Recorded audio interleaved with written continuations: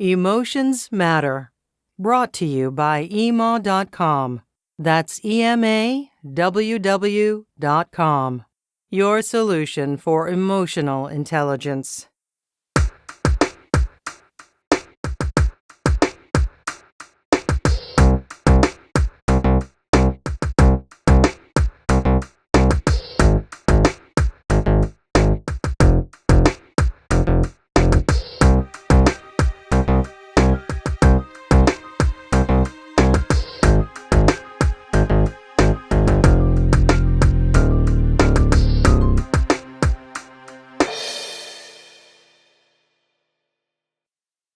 Welcome to the Emotions Matter podcast. I'm fortunate to have the pleasure of interviewing our special guest today, Sophie Wade. Sophie has lived and worked in Asia, Europe, and U.S., assisting entrepreneurs and major corporations identify, develop, and execute strategic initiatives, build teams and ventures, and create partnerships. She is the founder and workforce innovation specialist at Flexcell Network. Flexcell provides consulting services to corporations to maximize the benefits and minimize the disruption in their transition to the new work environment. Flexcell Network also helps employees and independent workers adapt and start proactively managing their new, latticed corporate or diversified independent careers.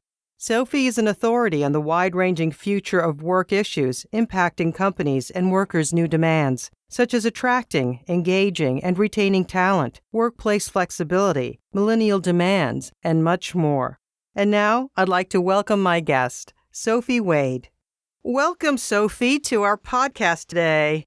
Great to be here. Thanks very much for having me on. So glad you could be with us. I know you're a very busy woman, and so it's a thrill that you were able to find some time to share your very interesting ideas that are very, very popular. For example, Sophie, back in 2014, you wrote an article called Behind the Rise of Entrepreneurship, which was and is very popular. But before we kind of go into those details about what you might have meant by that, can you tell us a little bit about the rise of Sophie Wade?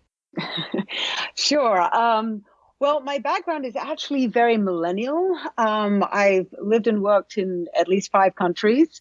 I started off actually having studied Chinese at Oxford and moved to Hong Kong to use it. And because I was so far away from anybody who could have told me what I should do, I actually made logical choices in my mind anyway, and just sort of went where opportunity had it and sort of kept moving and going to very different and interesting places. And did a lot of work in strategy and finance. Later on, had kids, and as my kids got older, they really wanted me to work less or get a half job. And that was when the whole idea of workplace flexibility first sort of came upon me and was something that I looked into to try and sort of work out how I could balance things in a different way to be able to do something that was both interesting as well as have more time for my family and kids. And that was the nascence of my company, Flexcell Network, which was initially focused on workplace flexibility, advocating for it, talking about it, and also matching up employees, workers, freelancers with projects, part-time work and full-time work on a flexible basis. Do you think living in different countries influenced any of the ideas that you have now? Did you see anything happening in the corporate world at that time? In other words, are the ideas of your Flexcell network, are they more Western ideas? Are you pulling them from other cultures? I think what it really helped me with is to see things from many different viewpoints. That I did not grow up with only one perspective.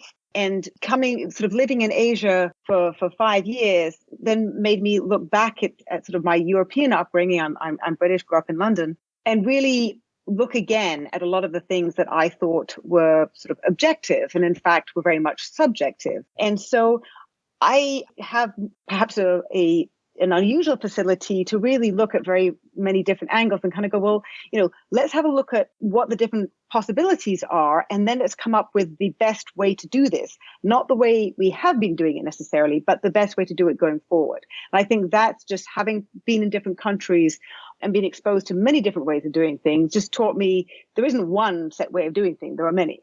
That's wonderful to have that worldview, especially when you're thinking of strategies with your company. So tell us that we've mentioned the Flex Cell Network. Tell us a little bit more about that and what are the motivations and the aims of the company? Well, originally, as I said, it was because my kids wanted me to be working slightly less. I'd always had, almost 20 years of a full-time career working not just 9 to 5, but sort of 8:30 to 7. And so I actually started working after that 3 days a week for a friend of mine who has a company which focuses on executive recruiting for hedge funds. This was very interesting. I was doing it 3 days a week, a very intense 3 days a week, but I had Mondays and Fridays to do other stuff and sort of run errands and all the rest of it so I could actually enjoy my weekends. At the same time, it wasn't the perfect job for me, but it really gave me an insight into, hang on a second, there must be other ways of working. There must be many, many people like me. And initially I was thinking women. So I did some research, looked into it, read a very interesting book by Sylvia Ann Hewlett, which is called On Ramps and Off Ramps, and started the journey of research and discovery about this whole area. And initially I thought it was a women's issue. And then as I did more research, I was like, this is a flexibility issue and everybody should have flexibility. And hang on a sec, why don't they have? And now we have so much technology that we can work in different ways. And so why aren't we? And that was the naissance of the whole thing. I set up Flex Cell Network and started off really focused on workplace flexibility. Then probably almost 2 years ago, looked at the fact that there were so many things changing in the workplace that it really was extremely significant for companies to look at how many different things. It wasn't just workplace flexibility. It was about really articulating the culture and having sort of purpose-driven culture, as it's called, flatter hierarchies, really personalizing things to be customized to the individual, which is very much about workplace flexibility and addressing each person as an individual worker, thinking about their strengths, thinking about how one can adapt their particular what I call a working profile to sort of see what makes sense for their particular life and work situation. That's dramatically different from the situation we've had for decades, despite the fact that society has changed significantly since the 1950s, when, the current labor and employment laws were established back in, both 100 years ago and through 100 years ago to 50 years ago. Those are the most significant laws. But society has changed so much since then. Rather than 67% of women working in the home, we now have 40% of women who are either the prime or sole breadwinner. We have, I think it's 78% of married couples with kids they're dual income. They're both working. The laws have not adapted to allow for the different change in our society. And now that we have technology that can enable us to work easily from home or have very different types of schedules and be enabled to work very productively that way, there's been a lag and changes are sort of on the precipice of happening or are happening. There are many companies that have been adapting. You mentioned something in an interview. I heard you on the same line that you're expressing about how everything's been changing and the workplace hasn't really adapted to the changes of the home and the style and the culture and the way of thinking. As you were saying that there's less of a linear drive in the workplace, that seemed to be that, and correct me if I'm wrong, that we weren't really working to achieve anything beyond where we were anymore, and that maybe we need to find other motivations for us to be in the business. Was I reading that wrong, or? No. Generally, I do find that the changes that are happening in the workplace are almost all very positive, thinking about each person individually as a worker and respecting them and trying to establish a relationship of trust. But at the core fundamental aspect is actually the concept of work that is changing itself and moving away from, honestly, the Calvinist puritanical, there has to be some sense of struggle with work, rather than moving to an idea that work is something that to be enjoyed. And millennials, without labels are very clumsy, and so many really don't appreciate them. But let's say the younger cadre coming in, they have every intention to work hard, but that also comes in combination with enjoying their work, which is not a concept that I think many Gen Xers and Boomers ever contemplated. So it's, there is an intent, there is a desire to develop their potential to be successful. At the same time, the ideas of success have changed and allow for a much greater span than just gathering material assets. And part of that is honestly, the new career is very fragmented and there is much less financial stability. These linear, continuous compounding careers, as you mentioned, they don't exist anymore. So it's much more fragmented. It's much more sort of a portfolio or diversified career of many different elements. One might have a full-time job at some point, and then later you have a part-time job with other projects running. You may have multiple clients, so you're not beholden to one company. So there may be more financial stability in that. And it's a very, very different sort of combination of income streams that one has in the new career environment. But it would also at the same time with a sense of, finding purpose in one's work, finding a sense of community in one's corporate colleagues, which hasn't been necessarily, it was like a byproduct that was great if you had it, and if you didn't, whatever. And so, generally there can be a much more positive idea to what work is there for, and it's not just about putting up with it and getting a paycheck and then going, and that was when life started. The whole idea of this work-life balance, the very fact that you can have these two words which appear to be completely separate from each other. How does one who's already in that system make that change into that kind of environment? Because I am a product of the society that said that you don't seek a career to necessarily enjoy it, but it might be something you're good at. If you find happiness as a byproduct of that, great. If you don't, be glad you got the paycheck. So how does one make that transition from the mindset of before to the mindset of today? I won't pretend it's easy. I think every generation is having challenges. I think Gen Xers and Boomers have challenges with it because it's gone from a sense of what appeared to be stable, even though it wasn't necessarily stable, and there wasn't really job security, even though we'd hoped there was. That sort of gone a couple of decades ago. And for millennials, they don't necessarily, there isn't that financial stability. It just isn't there anymore. But as I said, if you have several clients, with having multiple income streams, you aren't reliant on any one of them.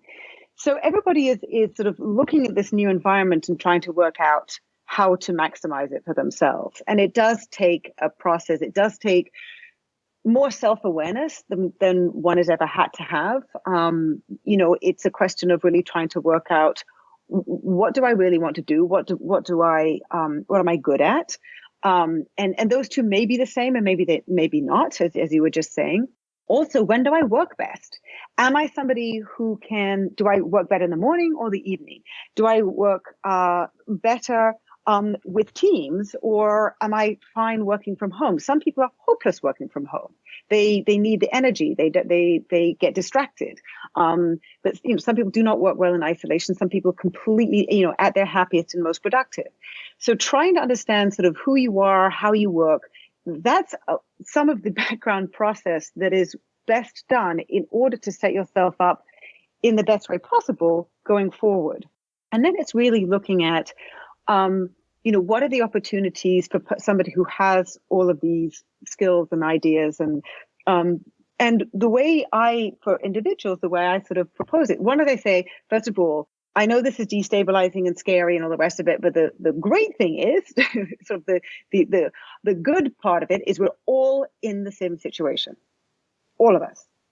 And so we're all dealing with this changing environment. And the second thing I suggest is to think about yourself as your own sort of personal enterprise. And so rather than focusing on jobs, focusing on incomes and revenue streams.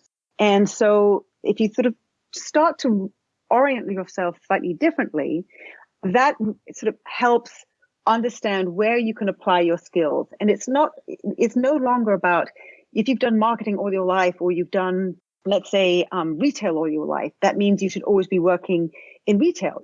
You could apply that kind of transactional understanding and knowledge to either an online store or a transactional app, or in fact, I sort of have this example in my book, and then came across very, very recently, came across somebody who had exactly that. She'd been working in retail, then went to work for an e-commerce company, and now is working in a company that just has a sort of transactional way of dealing with things. So there are many different ways that you can actually apply your skills there. It's the linear, constricted way of companies looking at it is now also sort of going away to the benefit of the individual as well.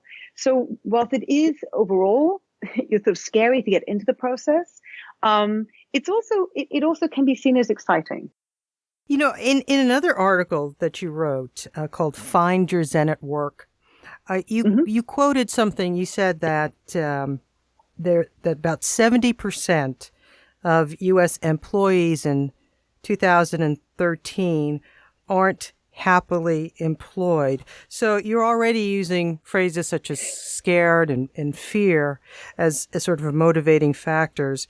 How important do you think that emotions, or being able to be sensitive to them, aware of them, how important is that in a person's work experience? Critical. I mean, one of the reasons that I see a lot of the changes happening, first of all, the society's development. Secondly, we have enabling technology. But the third is that productivity is so low. It's been low for a long time. In fact, for the first 3 quarters of 2016, it was declining. So employers are actually geared up trying to work out how to make their employees more productive. And we now have so much more information to understand, like, if your employees are happier, that correlates very strongly with engagement. If they're actually engaged in their work and they care and are interested in what they're doing, and you actually adjust for them and try and help them have less stress and really try and adapt to them as individual people, you will get much more out of them. So there's a lot of very positive attention being played by employers to really try and understand what is going on with the emotional well-being of their employees. And it is an altruism for sure. But this is the great thing for me about it is it's a real win-win situation. If they look at this and really try and adapt to the sort of what I call the future of work environment in an authentic way, it can't be just paid lip service to. The outcome is you have much happier, much more productive, much better performing workers. So it doesn't change the fact that there is less job security, but it does mean that the work situation that each person has can be that much more meaningful, that much more interesting. And it also comes together with culture, which is really about companies articulating the values that they have, and then they can both retain employees who align with those cultural values, as well as attract people who have those cultural values as well. And finding your Zen at Work was really about looking at the overall work environment and how it was changing, and basically saying that the old concept that everybody should be working full time or should be working 40 hours of corporate work a week is something we can move on from, because corporate work isn't necessarily the only work there is. People who have children know that there's a lot of work that's involved with. And who is to say that somebody who does 25 hours of corporate work and then 40 hours of childcare or elder care, they're working very hard too. So I think it's really sort of stepping back from the traditional viewpoint of what a full-time job is, what kind of work people are doing, and where they're doing it from, and how they're doing it, and how long they're doing it each week, and just sort of thinking that through a little bit, and changing the mindset towards work overall. There's a saying that I've heard people say. A lot of psychoanalysts say in a relationship, for example, I am not responsible for your happiness, right? So, Yeah. so it's kind of a little bit of a twist here, I think, when it comes to the work environment. It doesn't sound like you're saying, and correct me if I'm wrong, the company is not necessarily going to say, I am going to make you happy, right? But rather, this is how our work goes, and these are our intentions, and it's their job to try to attract that talent, and for the individual to know themselves, to be better educated about their own work habits, and where they will enjoy working before they even apply. Am I kind of getting it? Yes. Yes, and it certainly is the along what I call the employer-employee continuum. The choice and control is moving towards the employee, and so there is, if I, as a leader, wherever I am in the company, if I say to somebody who's working for me, you choose how you want to work, and I actually. People do need help and support in order to really try and work out the best working profile for them and be able to test it and tweak it and all the rest of it. But I'm giving you much more responsibility for the kind of work that you do when you do it. If I focus only on results, if I'm focused on results, then I shouldn't care when and how you get your work done, as long as you get it done. So it's really saying it's up to you. Now, some people definitely need more support than others in order to transition to that very, very different type of environment. But yes, they are being given more responsibility than they have in the past. Now, that actually also is scary, because having much more choice that opens up a sort of, a can of worms in terms of being accountable for those choices. So this needs to be a transition that is coached and helped through in order for the future situation with each worker to be the optimal, both for that person individually, but also for the team that they're working in. And it does build up a different sense of trust and respect and reciprocity within a team, with the company. And builds loyalty that has been very, very scarce over recent decades. But it is a very different balance in terms of how a balance and a relationship between the employer and the employee. And then, of course, you also have many more freelancers working for companies. The composition of the workforce is changing as well, because there are many people who do not want to be employed. They'd rather have a freelance relationship and be working on a number of projects. And so there's also a new dynamic, which is working, many more freelancers and consultants working side by side employees, and remotely, both employees and freelancers working remotely. This is not a haphazard thing that somebody should go into. It sounds like it takes quite a bit of planning and intellectual, emotional, all kinds of investments to make this leap of faith almost. And your role in all of this is as a guide or as a planner. How do you help these companies transition? First of all, information, and that's why I wrote the book, which I've just finished, because really having a good understanding of what's going on and why, and the fact that it ain't going to change back. We are on a, moving, and it's actually starting to sort of speed up.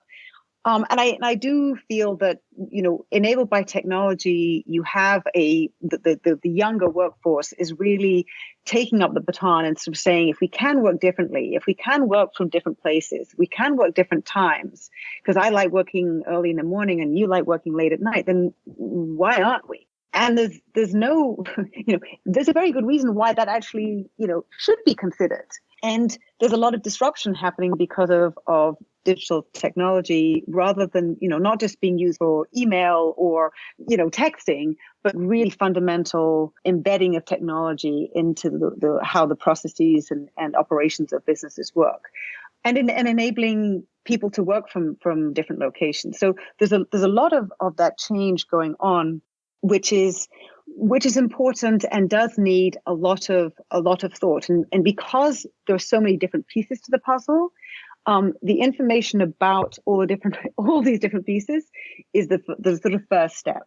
And then really trying for company really trying to understand, where is it that we want to go? What do we want it to look like? How do we want to treat our employees? What does that picture look like?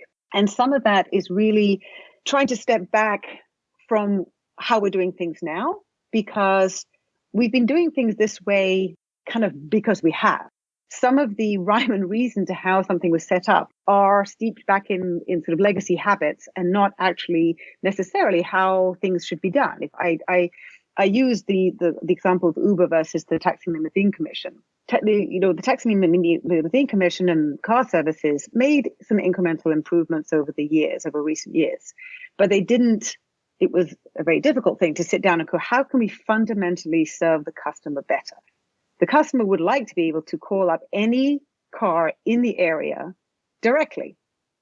And Uber was able to do that, coming in as a new company and not having all the legacy habits and assets and all the rest of it. So to be able to really have a look to the future and say, where do we want to be? Not how have we treated people and incrementally make small improvements, but how can we really project into the future and sort of say, this is where we want to be? And then what I do is help people come up with a strategy and a plan. And then the steps are incremental. But trying to create that vision in the future needs to be sort of non-incremental exercise.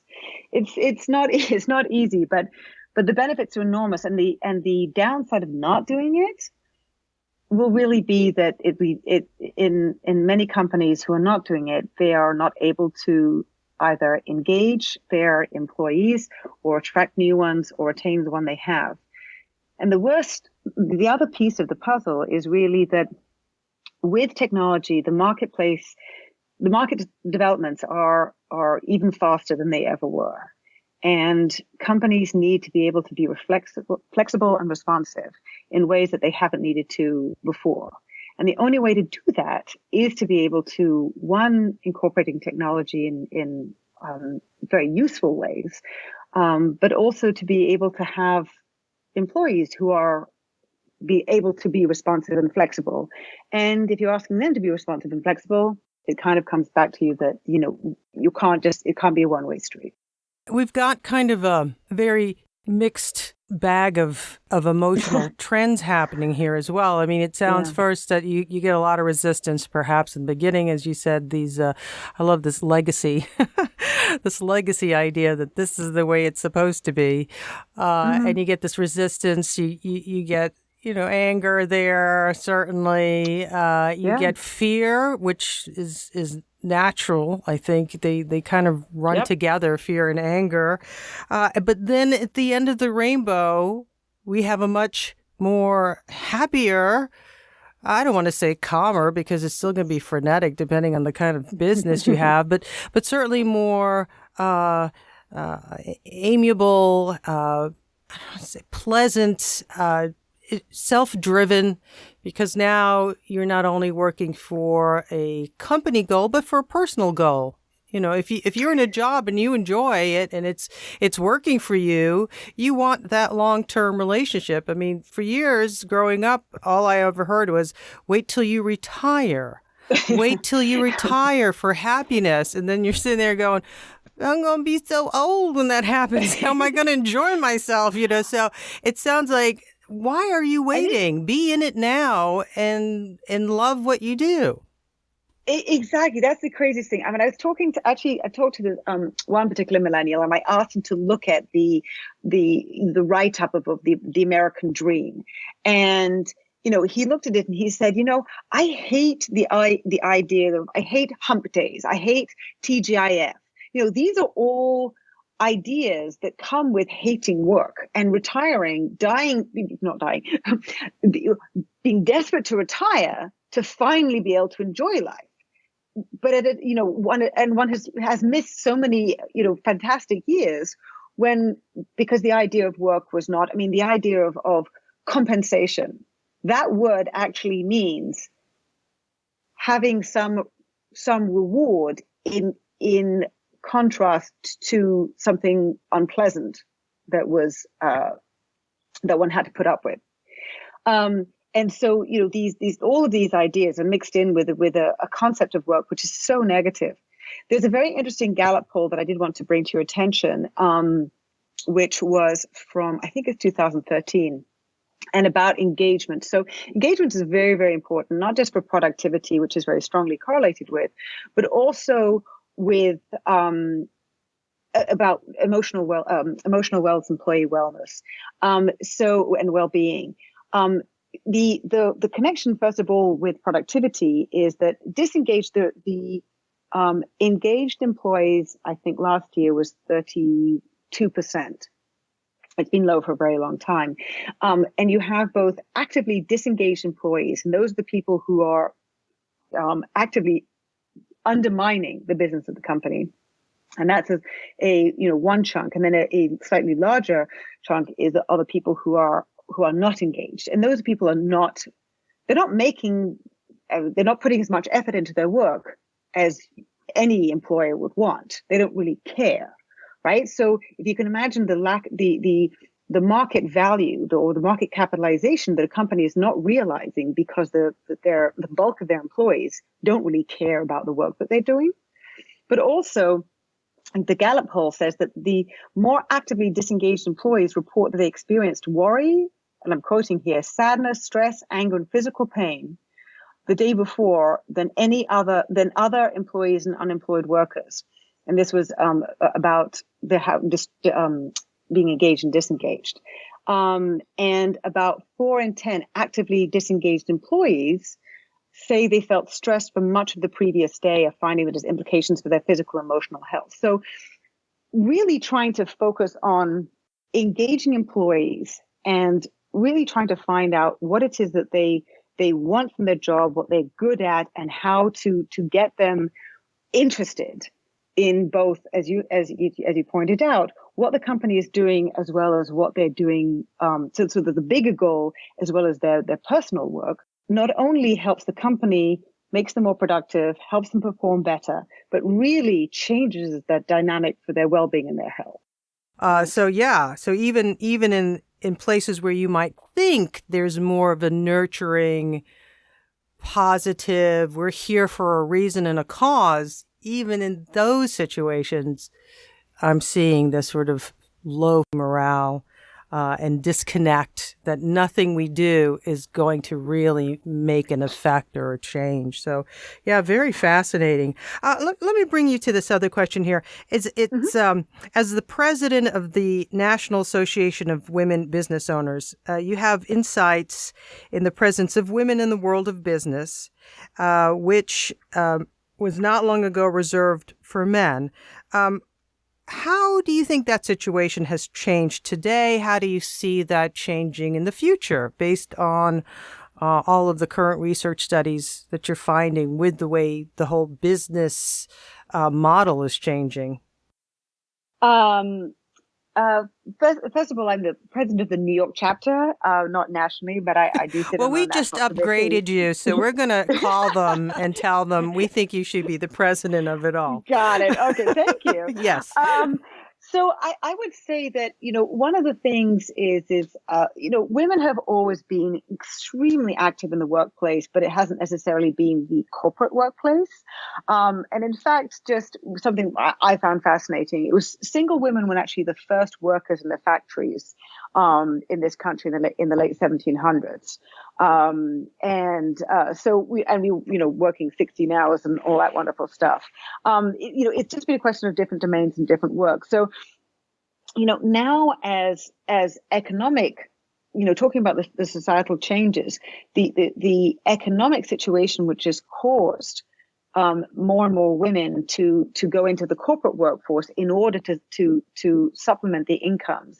The 1950s were a very unique moment in time where an average salary, which obviously was typically a male because the 67% of the women were working out of the home, with the price of a house, the median house, was twice an annual salary. So they could really afford to support the whole family, buy a house with just one breadwinner. That is so far from the truth now.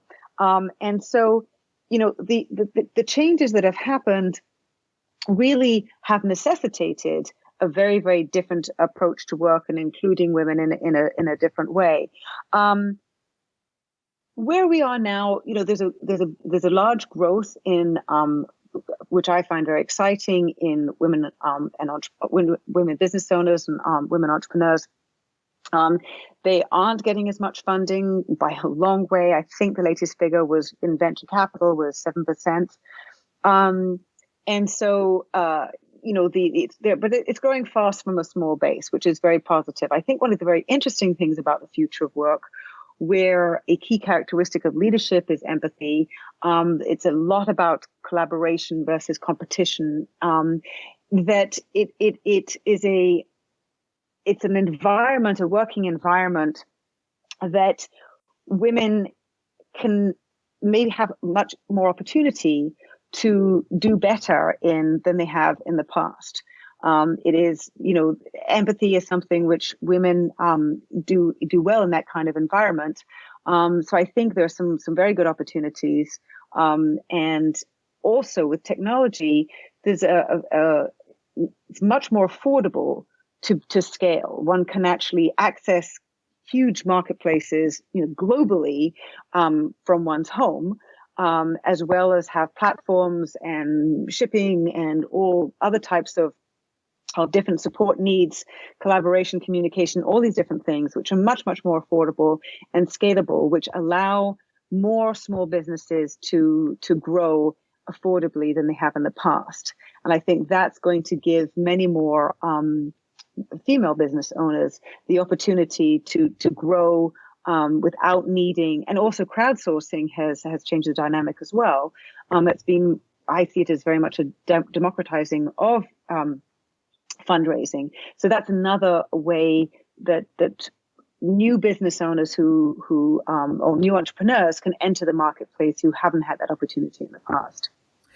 So women have a greater sense of empathy. That's interesting. Do you also possibly think that's an old world view? And I only say that because, I found that in the 90s that we were, growing up in that time period, we were actually driven to be less empathetic and more matter of fact, focus more on the facts and less on the feelings type of thing. Or do you think that's not the case now? I wouldn't try and say that when women are better than men, but I think that women, a lot of women do have good sensitivity to have empathy towards other people, and that and other soft skills are being much more focused on and are much more important these days than they have in the past. I think a couple of things. One is from the sort of management methods that were prevalent from the 1920s, the very sort of the command and control idea was something that has not been as does not have as many of the sort of typical female characteristics. And there's actually I went to a very interesting talk by a professor from INSEAD where I went for Hermana Ibarra, which was talking about the fact that, her premise is that women leaders have in the past had to act like men. And her hypothesis is that you haven't had as many women leaders because when they get to a certain position, they do not want to continue to have to act like men in order to be successful. And so, they bow out. So I think the interesting thing is if now what we're doing is allowing for a greater range of the concept of success, a greater range of the concept of what a successful leader looks like, and more emotions that are at play, which can be, that a leader can be a man or a woman. But we have many more possibilities, and of the different types of person who could be leading, who can be successful at any level of a company. So I think we, generally we've had, it's been kind of a cookie cutter model. When you go to work, you're not supposed to be your full self. You're supposed to just get your work done and then leave. And now we're sort of saying, bring your whole self to work. All those sort of messy bumps and warts and quirks and, the wonderful things that people really are. And so I think it's a very different workplace that we're looking at. And I think it's much more accepting of the range of humanity. And I think that will also be important in terms of how people excel versus robots and automation, because we will do better, I think, when we really excel at the creativity that we have as humans. Well, that is a perfect lead-in to our call-in question here. That's a perfect lead-in. I have a listener here, Jane from Denver. She says that she is a fresh business owner and she wants to find a way to, and I quote, deal with male competitors who always try to push her out of the way with aggressive approach. How can I, as a woman, compete in that situation? And you were kind of touching upon it, I think, in your last answer here. But what could you advise Jane to do, or maybe even rethink the situation? I think there are one of the very interesting things that I see, particularly in NABO, the National Association of Women Business Owners, is people collaborating in ways that they never have done before. Sometimes collaborating with two sort of competing companies, collaborating together to be able to pitch a much, much bigger client. And so I think there are different ways to look at one's competitors in the marketplace. They could actually be your partner and be able to, if you join together for particular, business opportunities, then you can, together service a much bigger client. I think also, the different types of aggressive tactics are going to work in different situations and with particular types of client and with particular types of employees. I think, focusing on really how to engage and retain and have loyal employees, and really engage the people you have working in your company to do the best work, that will be a huge competitive advantage. Versus another company that might not be paying as much attention to the employees. Your talent are the brains and energy and lifeblood of your company. And so, Jane, I think, really being able to engage and get the most out of your workers will be an amazing competitive advantage for you. I was thinking about the bullfighter in the ring. They are always very calm, poised, very dramatic, of course, with a lot of flair, and they're holding their red cape, and they're in the ring with a very aggressive animal, a bull, and yet they are very well composed, and they invite the bull to charge them. The bull charges, and then they just simply move out of the way, and it's it's kind of like Aikido, like martial arts, where it uses the attacker's own energy against them. And maybe, I know Jane wasn't asking me the question, but sometimes you just let that energy pass you and it will go somewhere, but not be the target in front of it. Like the bullfighter doesn't stand behind the cape. He holds it to the side of him, Exactly. And I think there are different, there are different clients out there who respond to different, respond to the culture of particular service providers or, product, producers. And, some of those clients will not want to deal with a particular type of service provider. They will want to deal with somebody who has the same values as them, who has the same approach that they do. And so part of it really is just like with employees, if you have a cultural value set, that will both attract and retain employees, but also clients. A company that I interviewed several months ago, Maestro Health, they believe that cultural fit will be critical by 2020 in their market space, and they provide customized HR technology benefits for clients. And they believe that's going to be absolutely critical for clients choosing them because of their cultural alignment. So I do believe strongly in that. And so that in exactly sort of that way, there would be certain people just get out of their way, let them get on with charging around and find the clients who are aligned with you. Tell us, Sophie, what should we expect from you in 2017, the rest of this year and in the future? And where can we hear more or read more about your thoughts and ambitions and projects? Well, I have a book, Embracing Progress, Next Steps for the Future of Work, which is coming out, is available in pre-order on Amazon right now. It's coming out on May 1, which actually is International Workers' Day in most countries. Just because, and that's sort of vaguely symbolic because talent is where the focus is right now. They are the lifeblood of the organization.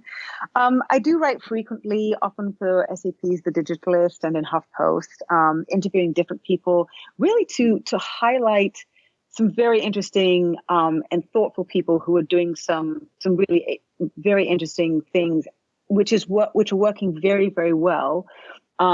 To give examples to people. So that's sort of the purpose of a lot of my interviews with people.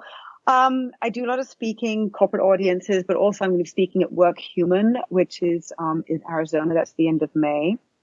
And as the NAVO New York chapter president, I'm at the events. I'm coming to the end of my presidency in June, but I do run the mentoring program there and involved in lots of the different things. So I'm always around there. So, and the interesting thing about the book, for people to really understand a lot about what's going on informationally, to really get an understanding of the different aspects at play. But I also don't try and leave people high and dry.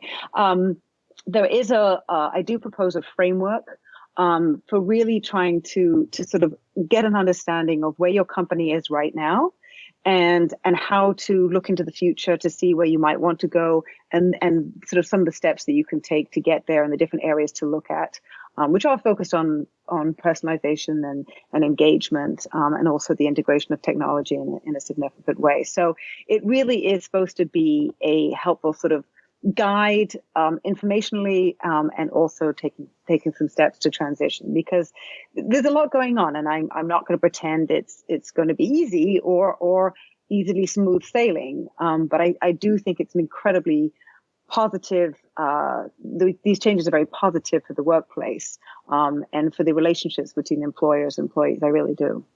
Well, I certainly encourage our listeners to get the book and read more about it, because it's happening now. This is the direction life is going. And, I think all of us are trying to get a foothold on that and grab onto the kite's tail before it flies away from us. And so I think your perspective and viewpoints and how to deal with that change is crucial and critical to everyone's sense of survival. And so, yeah, get the book, folks. I think it's going to be a good one. So thank you again so much for spending this time with us today, Sophie. I really enjoyed the conversation. Lots of interesting ideas, very eye-opening. My absolute pleasure, Monique. Great talking to you. Okay. You have a great day. Thanks so much. Take Bye-bye. care, you too.